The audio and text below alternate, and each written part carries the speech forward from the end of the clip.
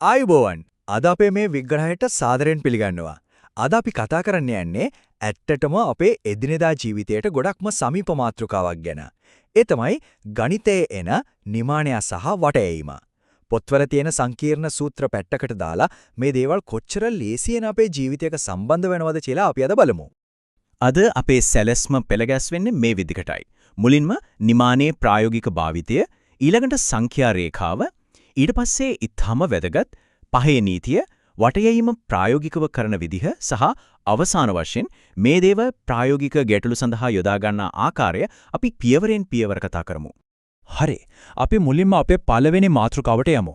නිමානයේ බලය. ගණිතය කියන්නේ නිකම්ම ඉලක්කම් ගොඩක් නෙවෙයි. එය අපේ දෛනික ජීවිතයේදී නිරන්තරයෙන්ම පාවිච්චි වෙන සුපිරි මෙවලම. මෙහෙම හිතමුකෝ. ලොකු උත්සවයක් සංවිධානය කරද්දී එන සෙනග කීයද? නැත්නම් තේ හදන්න සීනි කොච්චර ඕනේද කියලා හරියටම දන්න කවුරු හරි ඉන්නවද? එතරම් නෑ නේද? සීනි මදි වුණොත් තේක රස නැති වෙනවා, වැඩි වුණොත් දපතේ යනවා. අන්නේ වෙලාවට තමයි නිමානය කියන දේ අපිට ගොඩක් වැදගත් වෙන්නේ. හරියටම ගාන නොදැන කල්තියා සූදානම් වෙන්න මේක මාර් විදියට උදව් වෙනවා. සරලවම කිව්වොත් මේකයි. නිමානය කරනවා කියන්නේ හරියටම හරි උත්තරේ නැති වුණත් අපේ ප්‍රායෝගික වැඩ කටයුතු කරගන්න පුළුවන් වෙන විදිහේ ආසන්නම අගයක් හොයාගන්න එකටයි. උදාහරණයක් විදිහට බයිසිකල් 13ක් ඕන කරන තැනකට ආසන්න වශයෙන් බයිසිකල් 10ක් විතර ඕන වෙයි කියලා ඉක්මනින් අනුමාන කරන එක තමයි මෙතනදි වෙන්නේ. වැඩේ ගොඩක් ලීසි නේද? දැන් අපි අපේ දෙවෙනි මාතෘකාවට හැරෙමු. සංඛ්‍යා රේඛාව භාවිතා කරන ආකාරය. මේකෙන් අපිට අංක එකිනෙකට කොහොමද සම්බන්ධ වෙන්නේ කියලා පැහැදිලිවම දැක ගන්න පුළුවන්. වටීම කියන්නේ අමුතු මැජික් එකක් නෙවෙයි. ඒක හරියට ඊළඟ 10 ගුණාකාරයට තියෙන කෙටිම පාර හොයාගන්නා වගේ වැඩක්. මේක පියවර 3කින් කරන්න පුළුවන්. පළවෙනි දේ අපි තෝරාගත්ත අංකයට දෙපැත්තෙන් තියෙන 10 ගුණාකාර දෙක හොයාගන්න ඕනේ. ඒ කියන්නේ 20 30 වගේ අංක. ඊළඟට ඒ ආදාළ සංඛ්‍යාව සංඛ්‍යා රේඛාව උඩ තියන්න අවසාන වශයෙන් හරියටම ළඟින්ම තියෙන 10 ගුණාකාරය මොකක්ද කියලා තෝරගන්න එකයි තියෙන්නේ. මේක තවත් පැහැදිලි වෙන්න 28 අරගෙන බලමු. 28 කියන අංකය සංඛ්‍යා රේඛාව උඩින් තිබ්බම අපිට එකපාරටම පේනවා ඒක 20ට වඩා 30ට ගොඩක් ළඟයි කියලා. ඉතින් කිසිම සැකයක් නැතුව අපිට කියන්න පුළුවන් 28 ආසන්න 10ට වටේනකොට උත්තරේ වෙන්නේ 30යි කියලා. හරි. දැන් අපි එන්නේ තුන්වෙනි කොටසට. ඒ තමයි පහේ නීතිය. හැමතිස්සෙම මේ සංඛ්‍යා රේඛා ඇඳ ඉන්න එක කරදරයක් නේ. අන්න ඒකට විසඳුමක් විදිහට පාවිච්චි කරන්න පුළුවන් නියම ගණිතමය නීතියක් තමයි මේක. මේ නීතිය ඇත්තටම හරිම සරලයි. සම්පූර්ණ වැඩේම තීරණය වෙන්නේ එක ස්ථානයේ ඉලක්කම මත. ඒ කියන්නේ එක ස්ථානයේ ඉලක්කම 1 2 3 හෝ 4 නම් අපි ඒ අංකය පහලින් තියෙන 10 ගුණාකාරයට වටෙනවා.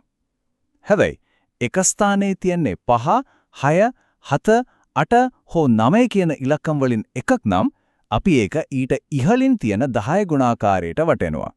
මේක තමයි රන්නීතිය.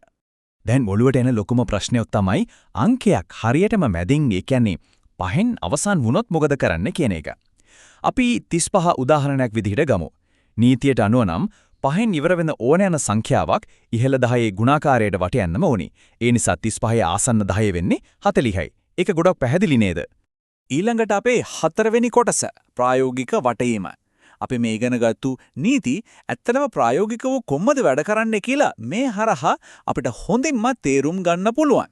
මේ උදාහරණ ටිකක් බලන්න 13 10ට වටේනවා 17 20ට වටේනවා 28 30ට වටේනවා ඒ වගේම 71 70ට වටේනවා මේ හැම අවස්ථාවකදීම එක ස්ථානයේ අගය දිහා බලපු ගමන් අපිට තත්පරෙන් උත්තරේ හොයාගන්න පුළුවන් විදිහ පැහැදිලියි. එහෙනම් මේ සමස්ත ක්‍රියාවලියේ රහස කෙටියෙන් මතක තියාගන්න විදියක් මම කියන්නම්. හැම වෙලාවෙම මුලින්ම එක ස්ථානයේ දිහා විතරක් බලන්න. මුලින්ම දස ස්ථානය ගැන හිතලා ඔල්ල අවුල් කරගන්න එපා. ඊට පස්සේ අපේ අර නීතිය, ඒ කියන්නේ 1 ඉන්න 4ටද නැත්නම් 5 ඉන්න 9ටද අදාළ වෙන්නේ කියලා තීරණය කරන්න. අන්න ඒකෙන් පුළුවන් ළඟම තියෙන 10 ගුණාකාරය හරියටම හොයාගන්න. හරි.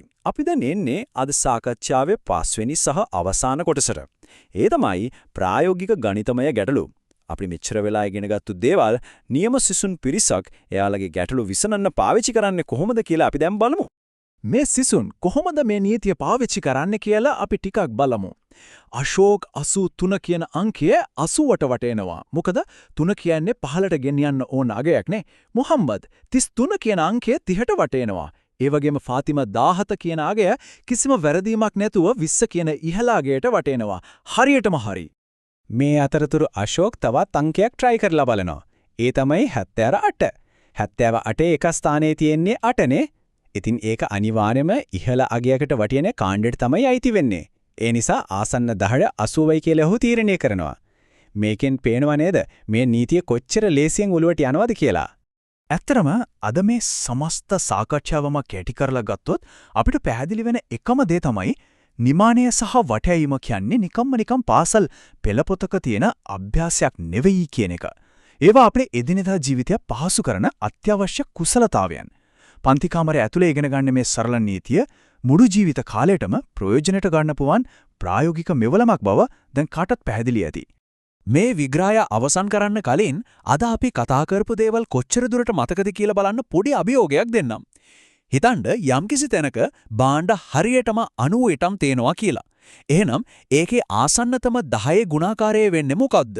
මේ ගැන පොඩ්ඩක් හිතලා බලන්න. මේ වගේ සරල දේවල් වලින් තමයි ලෝකෝ ගණිතමය ගැටලු විසඳන්න පදනම හැදෙන්නේ. අදත් අපේ මේ විග්‍රහයේ එක එකතු වුණු හැමෝටම ගොඩක් ස්තුතියි.